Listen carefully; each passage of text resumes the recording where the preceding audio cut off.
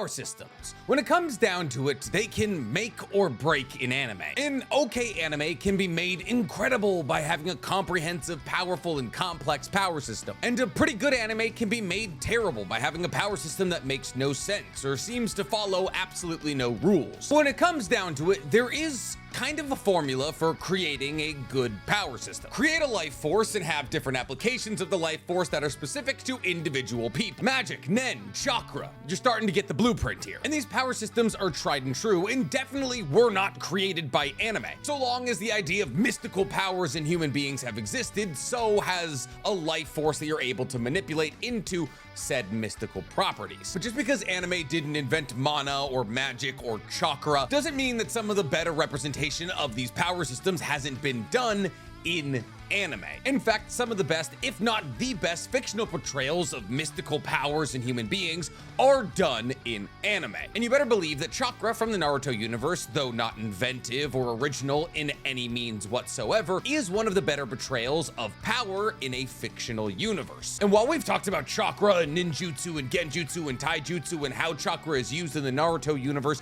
in hundreds of videos, I've never actually sat down and just made a video about chakra, but never a video about chakra and all of its different types. And considering what we recently learned in chapter 79 and 80 of Boruto about the true origins of chakra, this video is now more important than ever. In fact, this might be the first video on YouTube that's taken a deep look at chakra since the introduction of Shinjutsu. So where does chakra come from? What is Shinjutsu and how is it used in the Naruto universe? Well, we're gonna be answering all those questions and more today, guys, but first, please, for me, like this video, subscribe to the page, and hit that noti bell. And if you like the idea of me being the first person on YouTube to post about specific topics from anime that you enjoy, then you're gonna love my other channel, The Weeb Commander, where I talk about all anime that aren't Naruto or Boruto. And if you like the concept of me talking about anime, you're gonna love my anime podcast, Who Talk is Anonymous, where me and Danny Mata break down everything that happened in anime this week. It's available on YouTube, Spotify, and Apple Podcasts. So, chakra, what is it? Where does it come from? Why do the Otsutsuki want it so badly? And what does all of this have to do with the presumed god of the universe, Shibai Otsutsuki? Well, in order to answer all of those questions, we're gonna have to start this video off in the way that we tend to start these kinds of videos off. At the beginning. See, the origins of chakra are misunderstood by most people, which is fair considering the fact that the origins of chakra are incredibly confusing. See, chakra is like life force. It exists in most planets. Any planet that's able to sustain life will probably have chakra running through it, which means for as long as the Earth that the Naruto universe has existed, there's been chakra in the Earth. That is to say, there's always been nature energy. And this is the case on tons of planets in the Naruto universe, which is why the Otsutsuki go from planet to planet, sucking up all of the chakra out of a planet and turning it into a chakra fruit which they then consume in order to increase their own power with hopes of one day achieving the godhood that Shibai Otsutsuki has achieved. And we know there's tons of planets that have chakra because people like Shibai have been able to eat so many chakra fruits they've been able to ascend to godhood, being able to cast away his physical body and send his consciousness to a dimension of its own. On top of this, when we were introduced to Momoshiki, we saw in a cutaway that he's consumed close to about 13 planets worth of chakra fruits. Considering the fact that he doesn't even have one Jogan and Shibai has like a wall of Jogan, we can assume that Shibai has probably consumed thousands of planets worth of chakra fruits, which means that the Naruto universe is very full when it comes to life. But there may not be sentient life living on these planets that the Otsutsuki are draining of all of its chakra. And if there is sentient life on these planets, that sentient life probably didn't have chakra. See, the reason that the Otsutsuki are so interested in, we're gonna call it Earth from now on, is because on Earth, there is not only nature energy, but all of the sentient life, that is, the humans on the planet, also have chakra, which means the chakra fruit wielded from this planet will be substantially stronger than any other chakra fruit out there. And this is because Earth has gone through a very weird set of circumstances to give all sentient life on the planet chakra. See, the reason that all humans on Earth have chakra is Hagoromo, but also Kaguya. See, thousands of years ago, Kaguya and Ishiki descended down to Earth with the intention of feeding Kaguya to the Ten Tails turning into a god tree, and the god tree producing a chakra fruit for Ishiki to consume. However, Kaguya, no longer wanting to be the lower-ranking Otsutsuki and get fed to a Ten Tails, decided to jump Ishiki. And jump Ishiki she did, bisecting him, making sure he would never again be in the position to feed her to the Ten Tails. Now, this is where the story gets a bit hazy on lore, because what we learned in Naruto of Shippuden is that the Otsutsuki actually travel from world to world looking for god trees. Not that they bring a Ten Tails with them and then feed a lower ranking Otsutsuki to the Ten Tails to create a god tree. But if we piece together all of the information we've been given, we can assume that Kaguya maybe lied, or Hagoromo wasn't well informed enough about what was going on with the Otsutsuki to kind of retcon what was told to us in Shippuden. What instead we can deduce based off the information that we know is that Kaguya and Ishiki brought a Ten Tails with them. Then Kaguya, not wanting to be fed to the Ten Tails, jumped Ishiki and took his lower half and fed it to the Ten Tails, which then created the god tree that Kaguya and Ishiki said they were just looking to stumble upon. However, since his Ten Tails had only been given half of an Otsutsuki, it didn't take out the entire world and just generated the small god tree that we see in Shippuden. However, before Kaguya could eat this chakra fruit generated by this small god tree and then get the Rinne Sharingan and put the entire world in infinite Tsukiyomi, she met her soon-to-be, I guess, baby daddy, Tenji. I don't know if they ever got married. I don't think they did. And Tenji, like most of us would have upon seeing a relatively bad alien drift on down to Earth, decided that's the one for me. However, when a rival village tried to kidnap Kaguya and she swiftly cut all of them down, Tenji decided that peace between the tribes was more important than this girl he had just decided was gonna be his new wife, and kind of just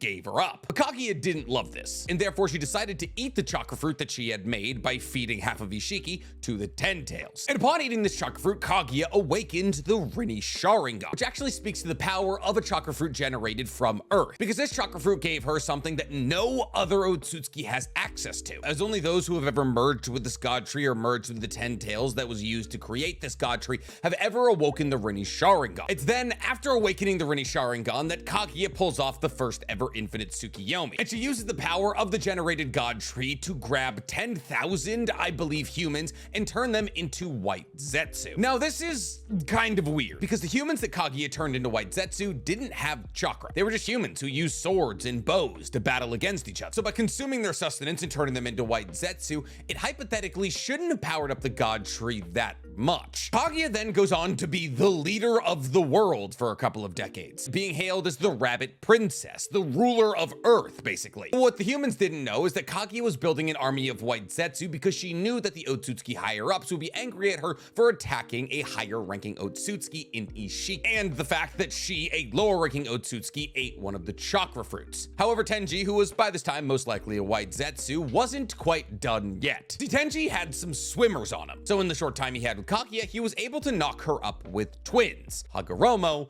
and Hamura, the first humans born with chakra. However, even though these were her children, Kaguya believed that them having chakra was stealing chakra from her. She believed, and rightly so, that they posed a threat to her rule over Earth, and the relationship between all of them was not friendly. So Kaguya, once her children were adequately old enough, entered into combat against her sons. And she went on to, oddly enough, merge with the god tree that she was using to create a white Zetsu army and become a Ten Tails, who Hagoromo and Hamura battled against for 3 months, until eventually they were able to separate Kaguya from the Ten Tails, which created the Ghetto statue, which is the husk of the Ten Tails, and Kaguya, who they were able to seal using the 6-pass Chibaku Tensei, which then created the moon, which Hamura then brought a bunch of shinobi with him to go live on so they could keep an eye over Kaguya and the Ghetto statue. Now, the reason that we got the Ghetto statue in the first place is that after separating the Ten Tails from Kaguya, Hagoromo became the Jinchuriki for the Ten Tails. He then, as the Sage of Six Paths, traveled the world and gave chakra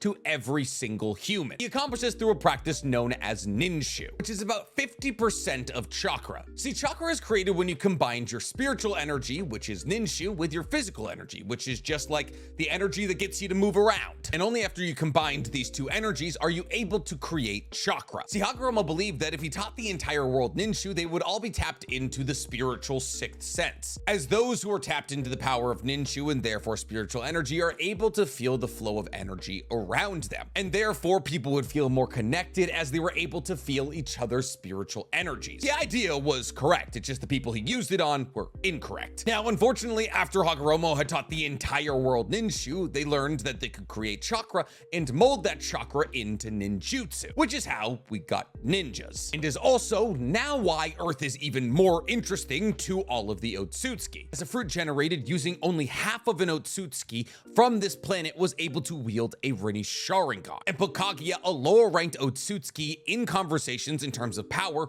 with the bigwigs of the clan. But now, because of Boruto, we actually know a bit more about the beginning of ninjutsu. See, from Amino and Momoshiki in Boruto, we've learned that all ninjutsu is just a hollow attempt at recreating something known as Shinjutsu. But what is Shinjutsu? Well, Shinjutsu is the highest level of jutsu in the universe. They are the jutsu of the highest level of Otsutsuki. And according to Amado, all ninjutsu is a hollow attempt at recreating Shinjutsu, which actually gives us a pretty interesting look into why ninjutsu was created in the first place. See, for the longest time, all we knew about the creation of ninjutsu is that a couple of people figured out if they were less spiritual and more physical, they could create fireballs with their mouth. But in reality, what we've learned about Shinjutsu points at the fact that there was probably people watching Hagoromo and Hamura's battle against Kaguya, as all three of them were more likely than not Shinjutsu users. But as it currently stands, we just don't know. See, right now I believe we know of 3 Shinjutsu: Omnipotence, Reflection,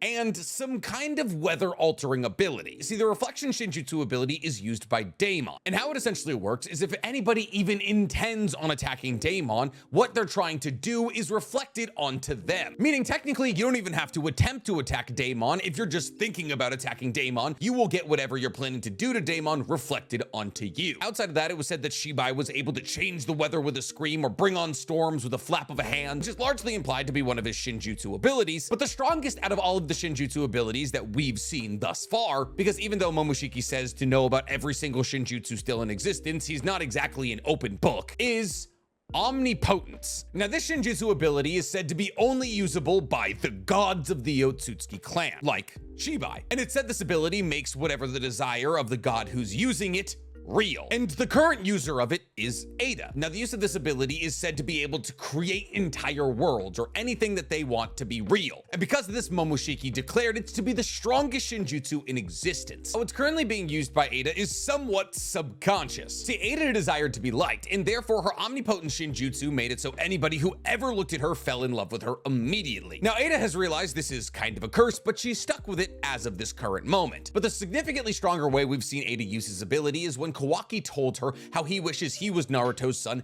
and Boruto was the outsider. Upon realizing that Kawaki's wants are her wants as well, she made this a reality, changing every single person's mind on Earth and in other dimensions to believe that Boruto was in fact the outsider and Kawaki was Kawaki Uzumaki. But Ada could go one step further beyond this. Ada, if she wanted another planet to exist, could simply will it into existence. It's a possibility if she just wanted Boruto gone, he would be. We're not entirely sure what the limits of omnipotence are quite yet, but considering the fact that it was said that it was able to create worlds and make anything real, makes us believe that there may not be an upper limit. But does that power of omnipotence sound similar to anything you've heard about before? Maybe like, oh, I don't know, creation of all things? As it's stated that with the power of omnipotence, Shinjutsu users were able to create anything they wanted without weaving a hand sign, which is exactly what Hagoromo can do with the creation of all things jutsu. Hagoromo is able to turn anything he wants into anything else, which is how he was able to turn the 10 tails that was inside of him into 9-tailed beasts. Hagoromo basically has constant and consequence-free Izanagi, where he can project his imagination onto something and give it physical form with chakra. Now, the only difference between creation of all things and the omnipotent Shinjutsu is that the creation of all things unfortunately kind of applies to the law of equivalent exchange. That is to say that Hagoromo has to have enough chakra to create whatever he's trying to give physical form. However, as a 10-tails Jinchuriki for almost the entirety of his life,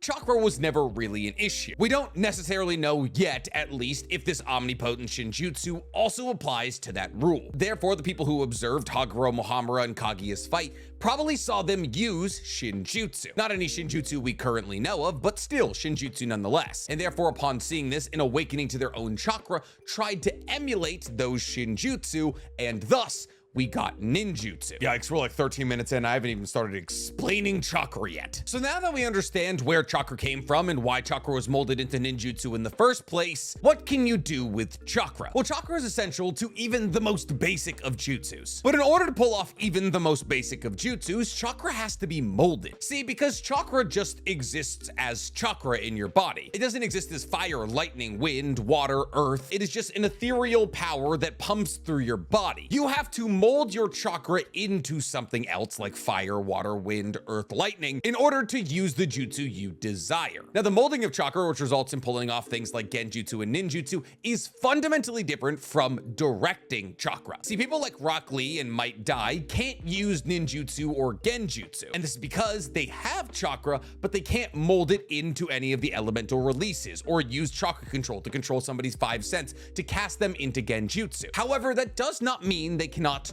direct their chakra. As we know for a fact that Rock Lee is able to stand on water. Now, the reason that Rock Lee is able to stand on water is because he's able to direct his chakra to the bottom of his feet or his butt if he's sitting. And even though chakra can be molded into fire or lightning or earth, it's usually invisible, unless of course you wield a Sharingan or a Byakugan. The only time when chakra becomes truly visible is when it's concentrated in massive amounts. Naruto in any of his tailed beast forms are a great example of this. Now, the reason that chakra is usually invisible is because people aren't able to gather enough chakra to make it visible. And this is because of the Tenketsu points in a human body known as the 8 gates. See, the 8 gates are predicated on the principle that humans can't use 100% of their strength, because if we did, we would rip our muscles and break our bones and just hurt ourselves in general. And therefore, the brain puts limits on how much strength we can exert so we don't hurt ourselves. Kind of like how apparently you can bite off your own pinky as easily as you can bite through a baby carrot, but brain doesn't let you. However, if you do train in these 8 gates, you're able to unleash more and more chakra, which is why people like Might Guy are known as the Blue Bull of the League. Because after Might Guy opens to the 6th gate, I believe, his chakra begins to pour out at such a level that it's visible, and therefore he is blue. Now, this isn't to be confused with the red aura that comes out around Might Guy in the 8th gate. That is literally his blood evaporating. Now, ever since chakra was introduced to all of humanity through Hagoromo, he kind of made them a slave to it. What do I mean by that? Well, quite frankly, I mean just that. Ever since being introduced to chakra, well, I guess ever since being introduced to ninshu, humans began to develop a thing known as the chakra pathway system, which is a lot like the cardiovascular system, but instead of blood, it pumps chakra around your whole body. And the problem is, this chakra pathway system became just as important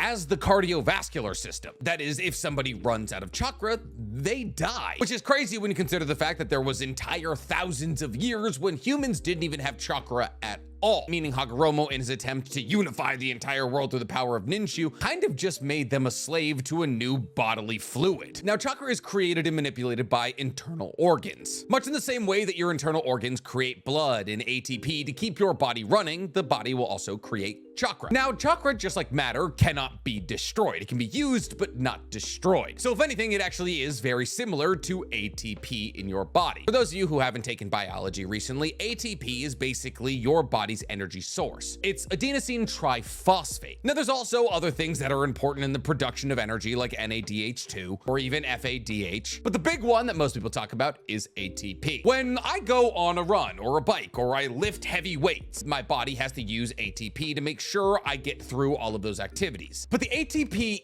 isn't destroyed. It's just the phosphates, remember it is a triphosphate, meaning there is 3 phosphates, are slowly reacted with in an exothermic reaction that releases energy. And once that ATP goes from an ATP to an ADP to an AMP, diphosphate monophosphate, it re-enters the energy cycle to be returned into an ATP, which happens through rest and consuming food. Chakra is exactly the same. The only person who's ever been able to destroy chakra is Naruto using Baryon mode. However, since all chakra is connected, anybody that Naruto came into contact with while he was destroying his own chakra also had their chakra destroyed, shortening their lifespan. And now technically, while chakra can't be destroyed, it can be generated, as ninjas have found a way to generate more chakra within themselves so they can use more ninjutsu or taijutsu or genjutsu. But more importantly than that, ninjas have found out how to expel chakra from their own body in the form of jutsu. Now, you might think that the places that jutsus are fired off from in a shinobi are kind kind of arbitrary, but they're not. See, jutsus can only be released from one of the 360 tenketsu points that exist in the chakra pathway system. And while most ninjas are only able to use the tenketsu points in their hands or their mouth, other ninjas with an ability to understand the tenketsu points better, like the Hyuga with the use of their Byakugan, are able to expel chakra from all 360 of these tenketsu points simultaneously or one at a time. But at the end of the day, regardless of what you're doing with your chakra, what really matters is how much you have. As we've seen over and over and over again in Naruto, the more chakra you have, the stronger you usually are. So how does somebody increase their chakra? Well, harken back to what I've already told you. The creation of chakra relies on two primal energies coming together to create chakra itself: physical energy and spiritual energy. To increase how much chakra you have to increase either your spiritual energy or your physical energy, or both. Now, it's usually both, but let's say you're significantly more spiritual than physical, you're gonna have to try and improve what is the limiting resource here. Now, physical energy can be either increased through training or PEDs. And by PEDs, I mean performance enhancing drugs. See, we've seen over the course of Naruto multiple times people take these PEDs. The best examples would be Choji's tricolored pills or Kiba's food pills, things that stimulate and energize the both of them to maximize their physical energy output. And because they now have more physical energy, they can blend it with more of their spiritual energy to get access to more chakra. Unfortunately, increasing spiritual energy is a bit more difficult, as the only known ways to increase your spiritual energy are studying, meditation, and experience. Now, what does this mean? Well, it means you don't necessarily have to sit down and meditate for 12 hours a day to increase your spiritual energy, though that will definitely help, because if you get in enough battles, the experience you have in battle will convert itself into spiritual energy. Spiritual energy, more than anything, can be referred to loosely as intelligence or battle intelligence. The more intelligence or battle intelligence you have, the more spiritual energy you have. But a great example of the meditation and studying required to increase your spiritual energy is Naruto undergoing his sage transformation. That is to say, Naruto training to be a sage at Mount Muabuko, where he was forced to meditate and become one with the energy around him. Now, obviously, Naruto was doing this to be able to pull in nature energy and mix it with his own chakra to create Senjutsu chakra. But the principles are still the same. But at the end of the day, what does this mean? Well, it's actually kind of simple. The more you try to use a jutsu, the better you're gonna get at it. Sasuke as a child trying to perfect his fireball jutsu is the best example of this. Or the more you work out, the stronger and more endurance you get. It's not crazy complicated. But unfortunately, there is kind of a limit to how much chakra you can gain. See, I can work out all day, every day, but I will never be as strong as Hafbjörn Bjornsson, the guy who plays the mountain, because he is 6'10" and 400 or 500 pounds of lean cut muscle. He can lift 1,000-pound logs that were said to only be carried 3 steps by Thor, like the legitimate Thor,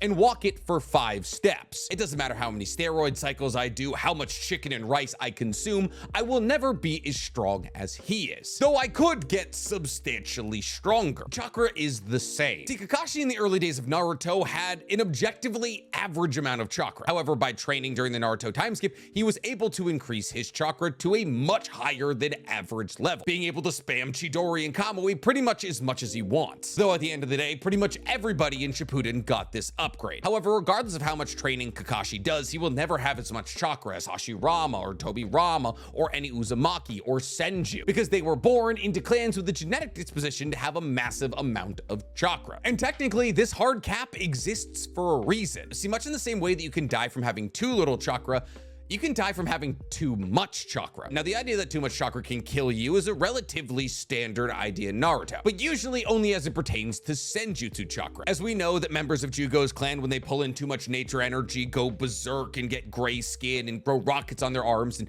try to kill anything around them. And we know if you're a Toad Sage and try and pull in too much Senjutsu chakra, you turn into a stone. But the concept of too much chakra being a bad thing exists outside of just Senjutsu. With the first real example we saw of this was in the early days of Naruto Shippuden in a filler arc, when we were introduced to a character by the name of Fuka. See, Fuka had an ability called Execution by Kiss that allowed Fuka to consume all of the chakra and abilities of anybody by kissing them. And because of this, Fuka has access to a massive amount of chakra. Multiple people, if not dozens of people's worth of chakra. But her body couldn't handle all of this chakra and all of these elemental releases. So Fuka actually maintains multiple bodies simultaneously through a technique known as color course change. that allows her to switch between the multiple bodies that she maintains, who all have access to the massive amount of chakra she's drained from people during her lifetime. And if she didn't have access to these multiple bodies, she would have died long ago from having too much chakra in her chakra pathway system. Another great example of this is when somebody from the Hidden Lightning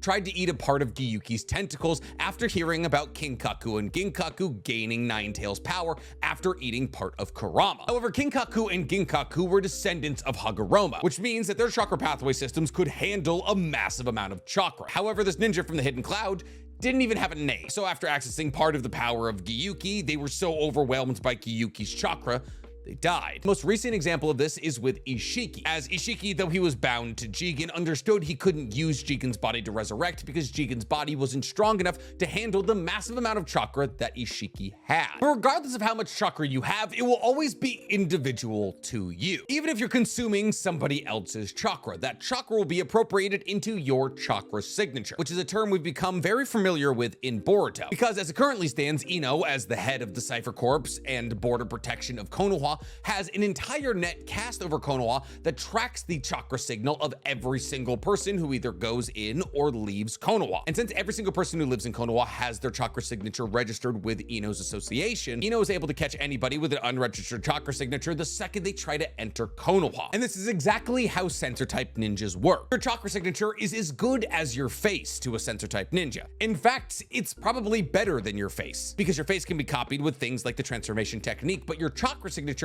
cannot. Unless, of course, you're talking about Nagato's ability to take 30 or 40 or any percentage of somebody's chakra and put that into a sacrifice, which basically makes them into you so long as they don't run out of the chakra that's been given to them, which not only makes them look like you, but also gives them all of your abilities and your chakra signature. Outside of that, your chakra signature cannot be copied. Unless, of course, we're talking about shadow clones, in which case you can copy your own chakra signature. But outside of that, well, there is clones. More often than not, your chakra signature is not going to be able to be copied. And what's wild is chakra signatures are actually passed down through clan, which means that you and your brother and your mother and your father and everybody in your clan have a specific kind of chakra signature, which means if you know what a clan's chakra signature looks like, you will be able to identify that that person was an Uchiha from far away. And the only way to change your chakra signature is to meld your body with the DNA of others, kind of like what Kabuto did. Introducing new DNA will introduce new chakra signatures, which will then change your chakra signature as a whole. Yikes, we're like 22 minutes in. Okay, this is gonna be 2 videos. I have an editor that yells at me when videos get too long. He hits me, send help. But back to chakra. See, having all of the chakra in the world is great, but it doesn't really mean that much if you can't control it. See, controlling your chakra takes just as much time and effort in practice as gaining more chakra does. See, controlling your chakra can actually apply to several different camps of thought. Chakra control can mean everything from how well you can form ninjutsu to what ninjutsu you can form, how good you are at genjutsu, or how much chakra you conserve while using a jutsu at its highest level. What chakra control comes down to is control and conservation. See, the best way to understand the conservation bit is understanding that if I have a gun, I understand that shooting somebody in the head with 1 bullet is enough to kill them. However, if I shoot them in the head twice, they're dead, but I now have 1 less bullet. Assuming there's 20 other people I need to shoot in the head, having 1 less bullet is gonna be a problem down the line, especially if I do that again and again and again. Therefore, chakra control in the sense of conservation boils down to knowing exactly how much chakra you need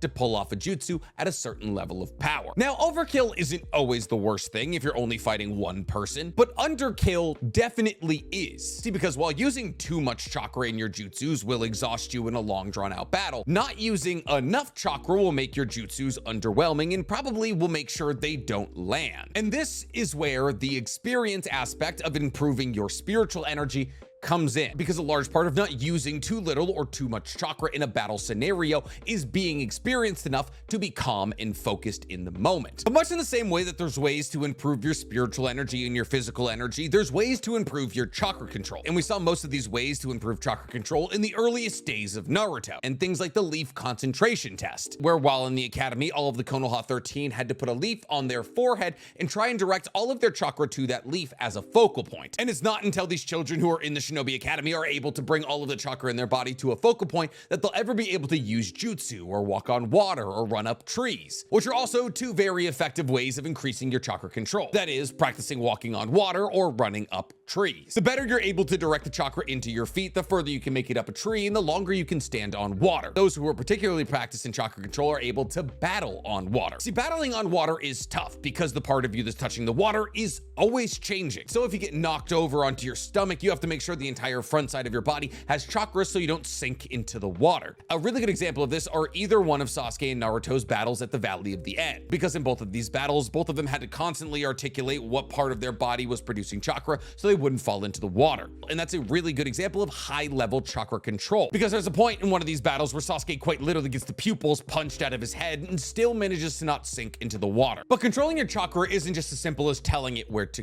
go. See, we understand in Naruto that there's the 12 zodiac hand signs, and certain different combinations of these 12 zodiac hand signs create ninjutsu or genjutsu or even taijutsu sometimes. Most taijutsu, like 80% of taijutsu, doesn't require hand seals. And by learning the formulas or the recipes for all of these jutsus through the medium of the 12 hand sign combinations, you are able to mold your chakra into whatever you want. But the beauty of chakra control is that the better that your chakra control becomes, the less hand seals you need, which is why in the Land of Waves arc, we see Zabuza and Kakashi use 44 hand seals to pull off the water dragon jutsu, while for Tobirama, it only requires 1. To go even further beyond this, the better your chakra control is, the less hands you need for the hand seals. As we've seen at the highest level of chakra control, people be able to weave jutsus with just one hand, the likes of Sasuke and Minato and Itachi existing in this camp. But there's a league of chakra control that goes even further beyond one-handed hand seals, and that league are those who specialize in genjutsu or medical ninjutsu. See, there are no jutsus or specialities in Naruto that require more precise chakra control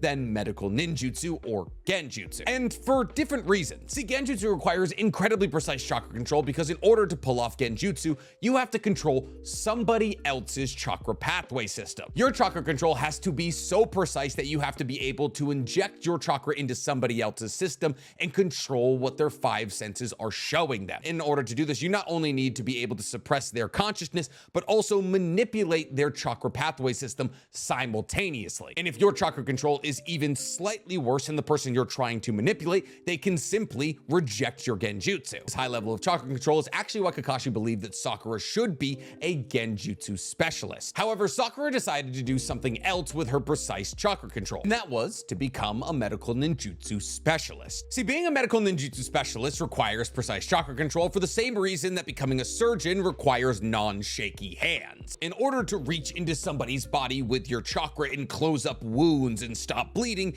you need to know exactly what you're doing, and you need to be able to do it accurately, because even one mistake as you're dealing with somebody with a hole punched in their stomach is gonna result in their death. And considering the fact that a lot of medical ninjutsu just kind of looks like you hovering your hands over somebody's body, you have to be able to complete complex operations without seeing what you're operating on places like battlefields. Not to mention, a lot of the time, what the medical ninjutsu specialist is repairing is your chakra pathway system, which means they have to have such an articulate care over their own chakra that they can fix something as complex as a chakra pathway system. And that is a big ask. But being a master of chakra control can take you way further than just medical ninjutsu or being a genjutsu specialist. Being able to augment where your chakra goes in your body can give you massive physical boosts. In fact, precise chakra control is exactly how people like Shisui are able to pull off the body flicker technique. By using the chakra in their system to augment their speed and their strength, people like Shisui are able to up their speed to such a level that they can travel so fast they leave physical after images. Not to mention that chakra control is also incredibly important